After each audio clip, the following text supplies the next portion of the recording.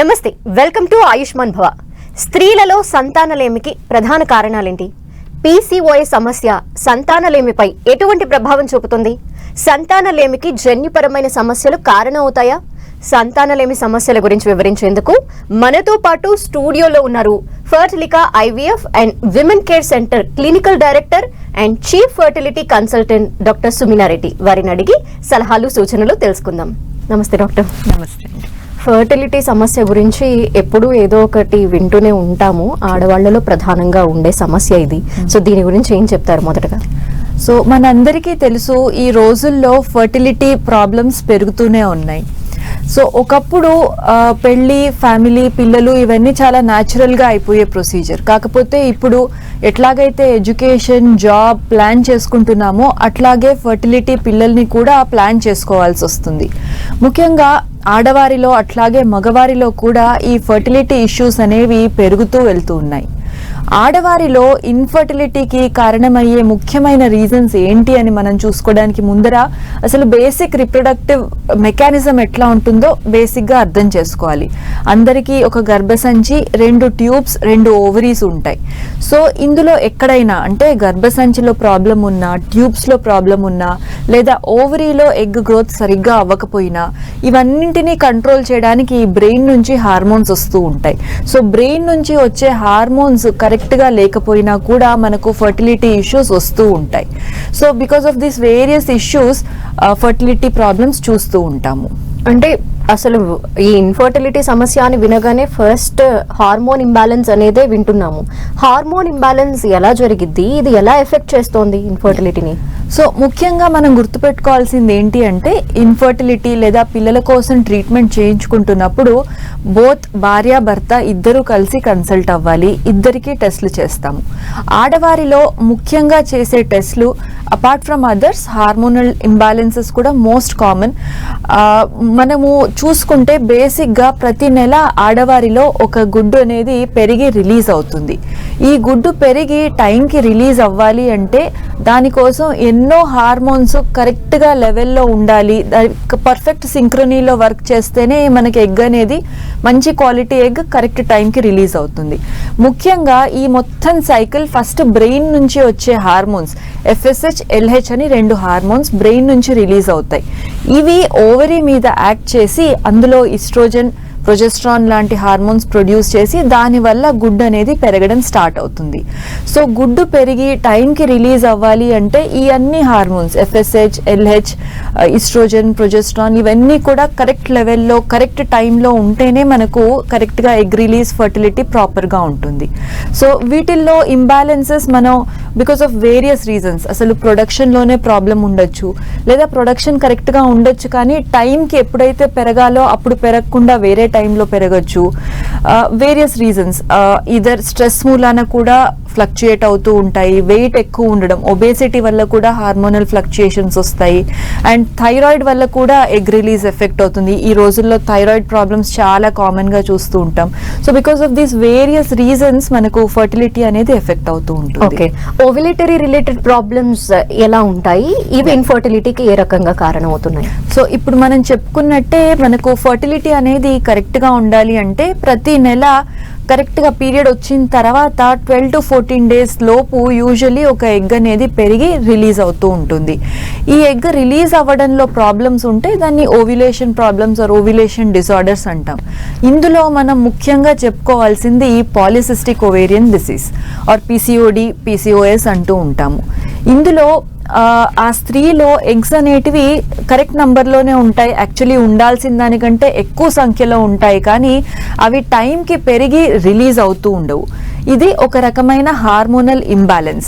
మనకు థైరాయిడ్ ఎట్లాగో polycystic ovaries కూడా అట్లాంటి ఒక హార్మోనల్ ఇంబ్యాలెన్స్. సో ఇందులో బాడీలో male hormones or testosterone levels ఎక్కువగా ఉండడం వల్ల కూడా ఎగ్ కరెక్ట్గా టైంకి పెరిగి రిలీజ్ అవ్వదు. దాంతోపాటు ఇన్సులిన్ రెసిస్టెన్స్ అంటారు, అంటే ఒక రకమైన షుగర్ వ్యాధి కంటే ముందర స్టేజ్ లాంటిది అనుకోవచ్చు. సో వీరు ఎక్కువ తినకపోయినా తొందరగా బరువు పెరుగుతూ ఉంటారు. అన్వాంటెడ్ అన్వాంటెడ్ హెయిర్, మొటిమలు, ఇటువంటి సిమ్టమ్స్ కూడా చూస్తూ ఉంటాము. సో పాలిసిస్టిక్ ఓవరీస్ ఉన్న వాళ్ళలో ముఖ్యంగా ఓవ్యులేటరీ డిజార్డర్స్ అంటే టైంకి ఎగ్ పెరిగి రిలీజ్ అవ్వదు, అందుమూలాన infertility and period problems, periods టైంకి రాకపోవడము, 2-3 monthsకి ఒకసారి రావడము, ఇటువంటి సిమ్టమ్స్ చూస్తూ ఉంటాం. ఇవే కాకుండా other problems like endometriosis or ఓవరీలో ఏదైనా సిస్ట్లు ఉన్నా కూడా టైంకి ఎగ్ పెరిగి రిలీజ్ అవుతూ ఉండదు. ఇవన్నీ కూడా లేటర్ ఎవెన్చువల్లీ ఇన్ఫర్టిలిటీకి ఒక కారణం. కాలర్ ఉన్నారు, రాజు. నమస్తే అండి, సమస్య చెప్పండి. మేడం నమస్తే అండి. మేడం నాకు మ్యారేజ్ అయ్యి 11 సంవత్సరాలు అవుతుంది మేడం. ఓకే అండి. అయితే ఇప్పుడు ఇట్లా ఈ విలేజ్ కానీ హైదరాబాద్ కానీ కూడా చూపించుకున్నాం మేడం. మేము 11 సంవత్సరం నుంచి అక్కడిక్కడ చూపించుకుంటున్నాం, జేడవాళ్ళ కానీ విక్రవాళ్ళ కానీ సంగారెడ్డి హైదరాబాద్. ఓకే అండి. అయితే మేడం అప్పుడు ఫస్ట్ నాకు స్కాట్ అనేది 0 వచ్చింది మేడం. ఓకే అండి. తర్వాత ఏమైందని మేడం అంటే నాకు నేను కంపెనీలో పనిచేస్తా వర్క్ కోసం. ఓకే. ఈఎస్ఐ లా నాకు సర్జరీ చేసింది మేడం ఇక్కడ. ఓకే. అయితే గూడు కట్టినట్లు ఉందని చేసేటప్పుడు అప్పుడు స్కౌట్ మళ్ళా 40% పెరిగింది మేడం. ఓకే అండి. అయితే మళ్ళీ తర్వాత ఏం చేసినట్టు గేట్ దగ్గర మళ్ళా ఒక హాస్పిటల్కి వెళ్ళాం మేడం మళ్ళా హైదరాబాద్కు. ఓకే. అయితే ఏమవుతుంది మేడం అంటే ఆమె కణాలు అనేవి ఇట్లా కదలికలు లేవని అంటుంది మేడం. ఆమె ఓకే అండి. మేడం అంటుంది. ఓకే. దీనికి రీజన్ ఎట్లా మేడం దీనికి? సో మనకు ఫర్టిలిటీ ఆర్ పిల్లలు కరెక్ట్గా పుట్టాలి అనుకుంటే మగవారిలో కౌంట్ ఒక్కటే కాదండి, కౌంట్తో పాటు కదలిక, నార్మల్ ఫార్మ్స్ ఇవన్నీ కూడా ఎంతో ఇంపార్టెంట్. నార్మల్గా WHO గైడ్ లైన్ తీసుకుంటే కౌంట్ అనేది కాన్సన్ట్రేషన్ మినిమం 15 million/ml అయినా ఉండాలి, కదలిక అరౌండ్ 40% ఉండాలి అండ్ నార్మల్ ఫార్మ్స్ 4% ఉండాలి. సో కౌంట్ బాగా ఉండి అది సరిగ్గా కదలకపోయినా కూడా గుడ్డు వరకు చేరి ఫర్టిలైజ్ చేయలేకపోతాయి. సో మీది సర్జరీ తర్వాత కౌంట్ ఇంప్రూవ్ అయిందన్నారు, అది ఎంతో హ్యాపీ విషయం. కాకపోతే మొటిలిటీ లేదంటున్నారు, దీనికి ఎగ్జాక్ట్గా రీజన్ ఏంటి, వేరే ప్రాబ్లమ్స్, హార్మోన్ ఇష్యూస్ ఏమైనా ఉన్నాయా అని చెక్ చేసుకోవాలి. దాంతోపాటు any other habits like smoking, alcohol ఇవన్నీ అవాయిడ్ చేయాలి. యాంటీ ఆక్సిడెంట్స్, విటమిన్స్ ఇవన్నీ తీసుకొని దాంతో కౌంట్ ఇంప్రూవ్ అవుతుందా అని చెక్ చేసుకోవాలి. దీంతో కౌంట్ ఇంప్రూవ్ అయితే మీరు న్యాచురల్గా ప్లాన్ చేసుకోవచ్చు. ఒకవేళ ట్రీట్మెంట్ తర్వాత కూడా కౌంట్ ఇంప్రూవ్ కావట్లేదు అంటే మనం IVF ICSI అంటే టెస్ట్ ట్యూబ్ పద్ధతి ద్వారా ప్రెగ్నెన్సీ ప్లాన్ చేసుకోవాల్సి వస్తుంది. ఓకే. అండ్ డాక్టర్, ఒక వయసు వచ్చిన తర్వాత ఇంకా కష్టం, ఆడవాళ్ళు అయితే ఒక 30 దాటిన తర్వాత ఆలోచించాల్సిన అవసరం ఉంటుంది, సో ముందుగానే ప్లాన్ చేసుకోండి అని చెప్తూ ఉంటారు. సో ఈ ఏజ్ అనేది ఎందుకు ఎఫెక్ట్ అవుతుంది అసలు? సో ఇందులో యాక్చువల్లీ చెప్పాలంటే this is the most important part of any fertility treatment, because age అనేది ఒక ఇర్రివర్సిబుల్ థింగ్ అండ్ ఈ ఏజ్ ఎఫెక్ట్ ఆడవారిలో చాలా ఎక్కువగా చూస్తాం as compared to males, because that is the way nature works. So egg reserve అనేది usually మగవారిలో sperms every month produce అవుతూ ఉంటాయి కొత్తవి, కాకపోతే ఆడవారిలో వాళ్ళ లైఫ్ టైంకి కావాల్సిన ఎగ్స్ అన్ని బై బర్త్ పుట్టుకతో వస్తాయి. ఆ రిజర్వ్లో నుంచి ఎవ్రీ మంత్ కొన్ని గుడ్లు యూజ్ అవుతూ వెళ్తాయి. కాకపోతే ఈ రిజర్వ్ అనేది తగ్గిపోయిన తర్వాత మళ్ళీ ఎవరు కొత్త గుడ్లు తీసుకురాలేరు. ఆడవారిలో ఏజ్ రిలేటెడ్ ఎగ్ డిప్లీషన్ ఉంటుంది, ముఖ్యంగా ఏజ్ 35 దాటిన తర్వాత ఈ ఎగ్ రిజర్వ్ అనేది చాలా తొందరగా బాడీలో తగ్గడం స్టార్ట్ అవుతుంది. సో ఇది మనం ముందరగానే గుర్తించాలి, దీని గురించి అవేర్నెస్ కూడా క్రియేట్ చేయాలి. ఈ రిజర్వ్ ఫస్ట్ మన బాడీలో ఎంత ఉందో చెక్ చేసుకొని దాని బేసిస్ మీద ఫ్యామిలీ ప్లాన్ చేసుకోవడం is a very wise thing to do. Egg reserve తక్కువ ఉంది అనుకున్నప్పుడు తొందరగా ప్రెగ్నెన్సీ ప్లాన్ చేసుకోవడం లేదా అట్లీస్ట్ ఎగ్ ఫ్రీజింగ్ లాంటి ఫెసిలిటీస్ యూజ్ చేసుకోవడం చేయాలి. ఎగ్ రిజర్వ్ బాగుంది అనుకుంటే of course you can take some time, but every year ఎలా ఉంది అనేది చెక్ చేయించుకుంటూ ఉండాలి. అండ్ మన పెద్దవారు చెప్పినట్టు even I strongly believe age 30-35 దాటే లోపు ఫ్యామిలీ అనేది కంప్లీట్ చేసుకుంటే న్యాచురల్ ప్రెగ్నెన్సీ సులభంగా పాసిబుల్ అవుతాయి, ఎగ్ క్వాలిటీ బాగుంటుంది. So as a whole it becomes an easy procedure. Okay. Tubal సమస్యలు అని కూడా వింటూ ఉంటాము. సో ఫెలోపియన్ ట్యూబ్ లో బ్లాక్స్ కావచ్చు, లేదంటే అసలు ట్యూబ్ రిలేటెడ్ ప్రాబ్లం ఏంటి? సో మనం ఇది వరకు చెప్పుకున్నట్టు ఒక గర్భసంచి ఉంటుంది, 2 tubes right and left fallopian tubes ఉంటాయి. వాటికి కనెక్ట్ అవుతూ 2 ovaries, right ovary left ovary ఉంటుంది. ఎవ్రీ మంత్ ఓవరీ నుంచి ఎగ్స్ గ్రో అవుతాయి. అందులో నుంచి ఒక్క ఎగ్ న్యాచురల్ గా రిలీజ్ అవుతుంది. ఈ రిలీజ్ అయిన ఎగ్ దానంతట అదే ట్యూబ్ లోకి వస్తుంది. అదే టైంలో భర్తది స్పర్మ్ ఆర్ వీర్యకణం గర్భసంచిలో నుంచి ట్యూబ్లోకి ఎంటర్ అయ్యి ఎగ్తో ట్యూబ్లో కలుస్తుంది. సో ఒక విధంగా చెప్పుకోవాలంటే ఈ ఎగ్ అండ్ స్పర్మ్ కలవడానికి ట్యూబ్ అనేది ఒక బ్రిడ్జ్ లాగా యాక్ట్ చేస్తుంది. సో ఈ ట్యూబ్స్లో గనక బ్లాక్ ఉన్నట్టు అయితే మన ఎగ్ అండ్ స్పర్మ్ కరెక్ట్గా టైంకి పెరిగి రిలీజ్ అయినా అవి కలవలేకపోతాయి. దాని మూలాన ప్రెగ్నెన్సీ వీలు పడదు. సో న్యాచురల్ ప్రెగ్నెన్సీ లేదా IUI ద్వారా ప్రెగ్నెన్సీ ప్లాన్ చేసుకోవాలనుకున్నప్పుడు ట్యూబ్స్ ఓపెన్గా ఉండాలి. నాట్ జస్ట్ ఓపెన్గా బట్ హెల్దీగా ఉండడం కూడా చాలా ఇంపార్టెంట్. ఓకే. అండ్ మేల్స్ లో అయితే ఎలాంటి ప్రాబ్లమ్స్ ఉంటాయి? ఎక్కువగా ఇన్ఫర్టిలిటీ సమస్య అనగానే ఆడవాళ్ళ మాత్రమే ఉంటాయి అని ఒక అపోహ నోషన్ ఉంది. సో ఏం చెప్తారు? So as we told it is just an అపోహ. ఇన్ఫర్టిలిటీ అనేది బోత్ ఆడవాళ్లలో మగవాళ్లలో ఇద్దరిలో ఉండే సమస్య. సో మనం వరల్డ్ స్టాటిస్టిక్స్ తీసుకున్నప్పుడు కూడా ఇన్ఫర్టిలిటీ ఉన్న వాళ్ళలో ఒక 100 మందిని తీసుకుంటే ఒక 40 మందిలో ఆడవారిలో సమస్య ఉంటుంది, మిగతా 40 మందిలో మగవారిలో సమస్య ఉంటుంది, ఇంకో 20% మందిలో ఇద్దరిలోనూ ఉండవచ్చు లేదా లేకపోవచ్చు, అన్ఎక్స్ప్లెయిన్డ్ ఇన్ఫర్టిలిటీ ఉండొచ్చు. సో మగవారిలో కూడా ఆడవారిలో ఎంత ఫ్రీక్వెంట్గా ఉంటాయో అంతే ఫ్రీక్వెంట్గా ప్రాబ్లమ్స్ ఉండొచ్చు. మనం చెప్పుకున్నట్టు మగవారిలో ప్రాబ్లం ఉందా లేదా అని చూడడానికి సింపుల్ టెస్ట్ సీమెన్ అనాలిసిస్ ఒకటి చేయించాలి. అందులో వేరియస్ పారామీటర్స్, స్పర్మ్ కౌంట్ ఎట్లా ఉంది, వాటి కదలిక ఎట్లా ఉంది, నార్మల్ ఫార్మ్స్ ఎట్లా ఉన్నాయి, ఇవన్నీ తెలుస్తాయి. ముఖ్యంగా మగవారిలో ఇన్ఫర్టిలిటీ రావడానికి అగైన్ డిఫరెంట్ కాజెస్ ఉంటాయి. బట్ మెయిన్లీ స్మోకింగ్, ఆల్కహాల్ లేదా ఇల్లీగల్ డ్రగ్స్ వాడడము, ఎక్కువగా స్ట్రెస్ తీసుకోవడము, లేదా అదర్ సిమ్టమ్స్ లైక్ బీపీ ఎక్కువ ఉన్నా, షుగర్ ఎక్కువ అన్కంట్రోల్డ్గా ఉన్నా కూడా స్పర్మ్ కౌంట్ ఎఫెక్ట్ అవుతూ ఉంటుంది. సో ఒక సింపుల్ సిమెన్ అనాలిసిస్ చేయించుకోవడం ద్వారా ప్రాబ్లం ఉందా లేదా అని మనం ఐడెంటిఫై చేయగలుగుతాం. ఓకే. కాలర్ జార్జ్ ఉంటారు. నమస్తే అండి. నమస్తే మేడం. చెప్పండి సమస్య. హలో మేడం గారు. నమస్తే, చెప్పండి. మాకు ఒక 20 సంవత్సరాలు అవుతుందండి సంతానం లేక. ఓకే అండి. మా కోసం సంతానం కోసం మరి మీరు చెప్పండి. సో 20 సంవత్సరాలు అంటే అది చాలా సిగ్నిఫికెంట్ టైం అండి.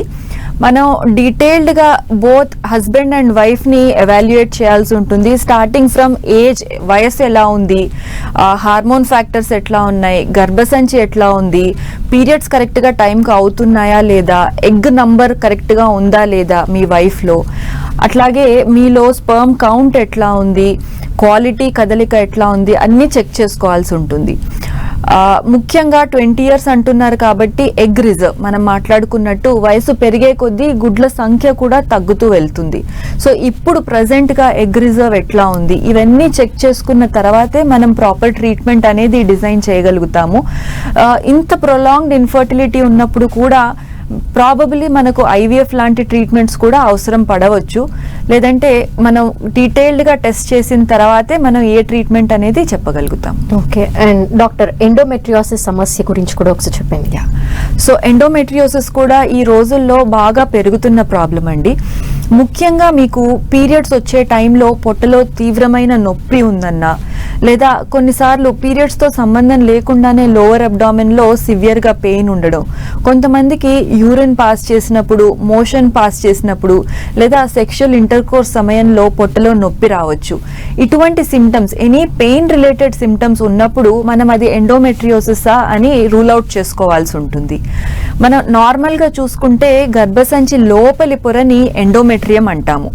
అది నార్మల్గా పీరియడ్ వచ్చిన టైంలో షెడ్ అయి బయటికి వచ్చి ఎవ్రీ మంత్ కొత్త లేయర్ ఫామ్ అవుతూ ఉంటుంది.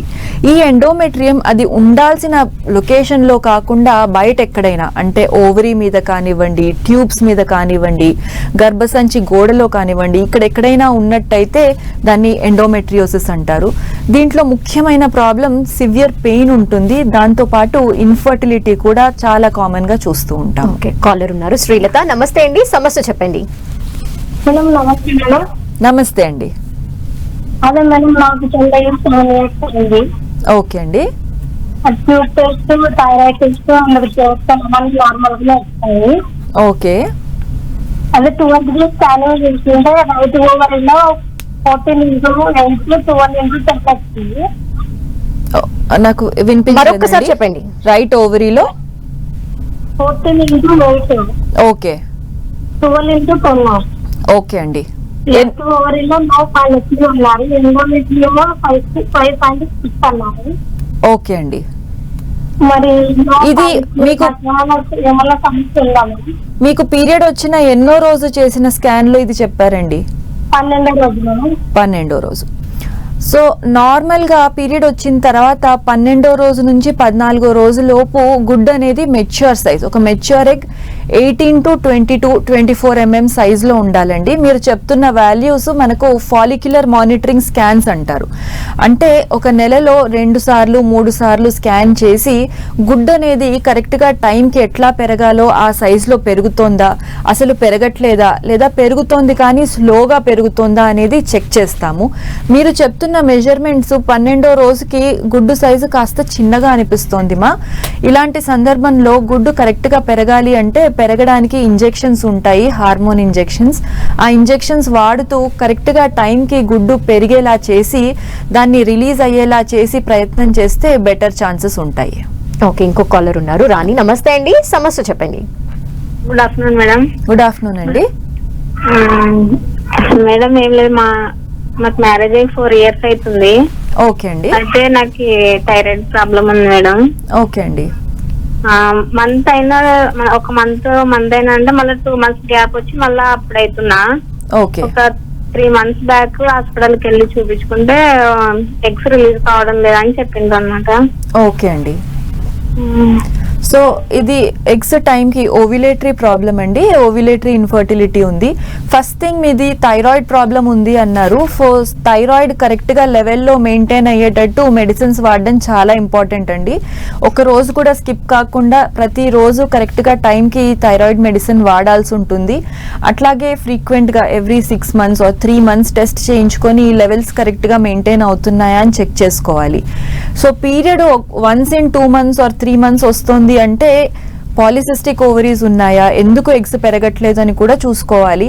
ఒకవేళ పాలిసిస్టిక్ ఓవరీస్ ఉన్నట్టయితే ఎగ్ గ్రోత్ కి మనం ఓవ్యులేషన్ ఇండక్షన్ కి కొన్ని టాబ్లెట్స్ అండ్ ఇంజెక్షన్స్ ఉంటాయి, అవి డాక్టర్ గారు పెడతారు. మీరు దగ్గరలో ఉన్న డాక్టర్ ని కన్సల్ట్ అయితే దాంతో పాటు లైఫ్ స్టైల్ మెజర్స్ అంటే మెయిన్ గా డైట్ ప్రాపర్ గా తీసుకోవడం, out side food, junk food complete గా అవాయిడ్ చేయడం, రోజు ఎక్సర్సైజ్ చేయడం, బరువు కరెక్ట్ వాల్యూస్ లో ఉండేటట్టు చూసుకోవడం, ఇవన్నీ కూడా చేయాలి.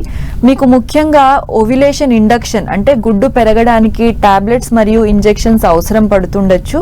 సో తప్పకుండా మీ దగ్గరలో ఉన్న డాక్టర్ ని కన్సల్ట్ అయ్యి ట్రీట్మెంట్ చేయించుకోండి మా. Okay. And doctor, PCOD, PCOS ఇవైతే చాలా కామన్ గా వింటున్నాము. సో ఇవి ఏ రకంగా ఇన్ఫర్టిలిటీకి కారణం అవుతున్నాయి?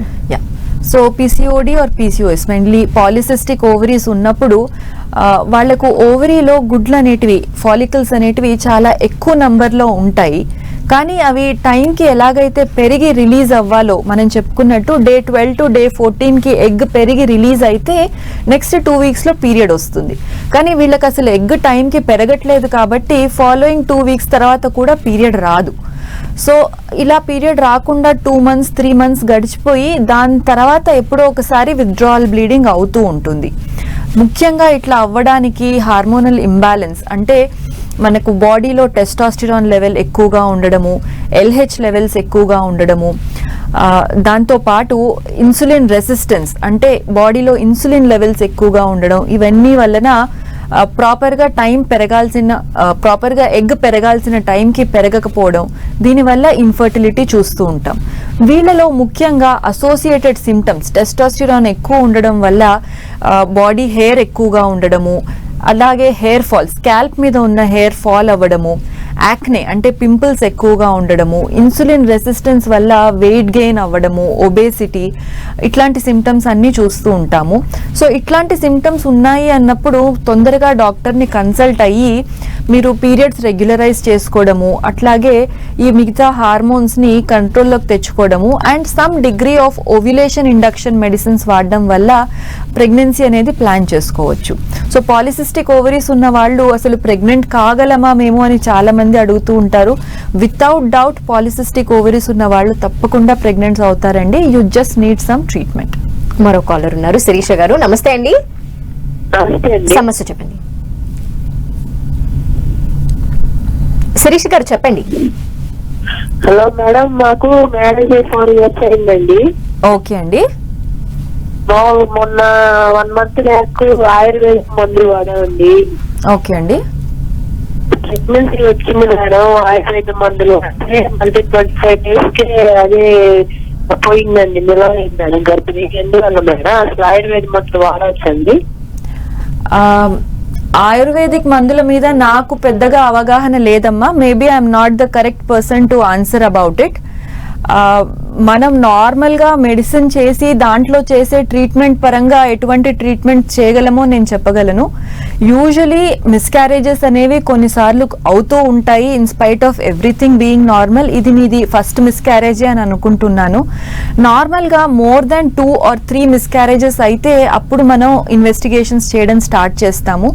మోస్ట్ కామన్ కాజ్ ఏదైనా జెనెటిక్ అబ్నార్మాలిటీ ఆ బేబీలో ఉన్నట్టయితే నేచరే ఆ బేబీని పెరగకుండా ఆపేస్తుంటుంది. That is the most common cause.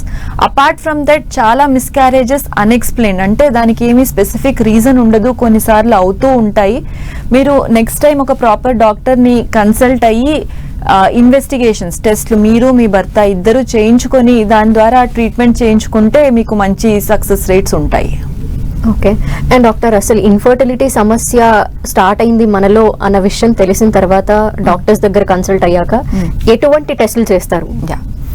So infertility evaluation మనం చెప్పుకుంటూ ఉన్నాము. ఇద్దరు భార్యాభర్త వెళ్ళడం ఎంతో ఇంపార్టెంట్. చాలా సార్లు ఓన్లీ విమెన్ వస్తూ ఉంటారు. We always tell husband wife ఇద్దరు రావాలి అని. సో మీరు ఒక డాక్టర్ని కన్సల్ట్ అయినప్పుడు it starts with complete history taking. అంటే మీ మొత్తం డీటెయిల్స్, హైట్, వెయిట్, ఏజ్, మీ వేరే మెడికల్ హిస్టరీ, బీపీ ఎట్లా ఉంది, షుగర్స్ ఎట్లా ఉన్నాయి అన్నీ చెక్ చేస్తారు. ఫిజికల్ ఎగ్జామినేషన్ అవుతుంది. దాని తర్వాత ముఖ్యంగా చేసేవి కొన్ని బ్లడ్ టెస్ట్, హార్మోన్ లెవెల్స్ ఎట్లా ఉన్నాయి అని చూడడానికి, మీ నార్మల్ జనరల్ హెల్త్ కోసం హిమోగ్లోబిన్ ఎట్లా ఉంది, థైరాయిడ్ ఎట్లా ఉంది, ప్రొలాక్టిన్ అనే హార్మోన్ ఎట్లా ఉంది, ఆడవారిలో ఎగ్ రిజర్వ్ టెస్ట్ చేయడానికి AMH వాల్యూస్ చేస్తాము, ఇటువంటి బ్లడ్ టెస్ట్ చేస్తాము. దాంతోపాటు గర్భసంచి, ఓవరీస్ వీటన్నిటిని విజువలైజ్ చేయడానికి ట్రాన్స్ వజైనల్ స్కాన్ అంటే అల్ట్రాసౌండ్ స్కాన్ అనేది తప్పకుండా ప్రతి ఒక్కరికి చేస్తాము. ఇందులో డీటెయిల్డ్గా మనకు గర్భసంచి గురించి, అండాశయాల గురించి తెలుస్తుంది. దాంతోపాటు ట్యూబ్స్ ఓపెన్ ఉన్నాయా లేదా అని చూడడానికి HSG ఆర్ హిస్టోసాల్పింగోగ్రామ్ చేయిస్తాము. అట్లాగే మగవారిలో జనరల్ బ్లడ్ టెస్ట్ వాళ్ళ హెల్త్ కోసం హిమోగ్లోబిన్, థైరాయిడ్, హార్మోన్ లెవెల్స్ ఇవన్నీతో పాటు సిమెన్ అనాలిసిస్ అంటే వీర్యం కౌంట్ ఎట్లా ఉంది అని చూడడానికి సిమెన్ అనాలిసిస్ చేయిస్తాం. సో బేసిక్ టెస్ట్లు కొన్ని బ్లడ్ టెస్ట్, ఒక ultrasound scan, semen analysis and HSG. ఈ టెస్ట్ల ద్వారా మనం ఏదైనా ప్రాబ్లం ఉందా అని ఐడెంటిఫై చేయగలుగుతాము. ఓకే. అంటే వీళ్ళలో కొంతమంది మనం చూస్తూ ఉంటాం 10 years లేదంటే ఇంకా అంతకు మించి ఎక్కువ సంవత్సరాలు ట్రై చేసి కూడా ఫెయిల్ అయ్యి ఉంటున్నారు. సో వాళ్ళకి ఏ విధంగా ప్రొసీజర్ స్టార్ట్ అవుతుందంటారు? సో ప్రొలాంగ్డ్ ఇన్ఫర్టిలిటీ అంటే చాలా సంవత్సరాల నుంచి ఇన్ఫర్టిలిటీ ఉన్నప్పుడు ఎగ్జాక్ట్గా రీజన్ ఏంటి, ఎక్కడ ప్రాబ్లం ఉంది అని ఐడెంటిఫై చేయాల్సి ఉంటుంది. అట్లాగే వీళ్ళకి ఏజ్ కూడా కొంచెం ఎక్కువ ఉంటుంది కాబట్టి ఎగ్ రిజర్వ్ ఎట్లా ఉందో కూడా చెక్ చేసుకుంటాము. ఒకవేళ ఎగ్ రిజర్వ్ బాగుంది, ట్యూబ్స్ బాగున్నాయి, it is an unexplained infertility, స్పెసిఫిక్గా ఏమీ లేదు అనుకుంటే వాళ్ళు కొన్ని రోజులు సింపుల్ IUI లాంటి ట్రీట్మెంట్స్తో కూడా ట్రై చేయొచ్చు. కాకపోతే ప్రొలాంగ్డ్ ఇన్ఫర్టిలిటీ ఉన్నప్పుడు IUI సక్సెస్ రేట్స్ కూడా కొంచెం తక్కువగానే ఉంటాయి. సో ప్రొలాంగ్డ్ ఇన్ఫర్టిలిటీ ఉన్న వారిలో వేరే అన్ని ప్రాబ్లమ్స్ రూల్ అవుట్ చేసుకున్న తర్వాత ప్రాబబ్లీ IVF, ICSI లాంటి ట్రీట్మెంట్స్ చేయడం ద్వారా తొందరగా ప్రెగ్నెన్సీ వీలవుతుంది. Okay, thank you so much doctor. Infertility సమస్యకి సంబంధించి ఎలా దాని నుండి బయటపడచ్చు అని చాలా డీటెయిల్స్ చెప్పారు. థ్యాంక్ యూ అండి. థ్యాంక్ యూ ఫర్ ఇది వాటి ఆయుష్మాన్ భవ. చూస్తూనే ఉండండి 10 TV.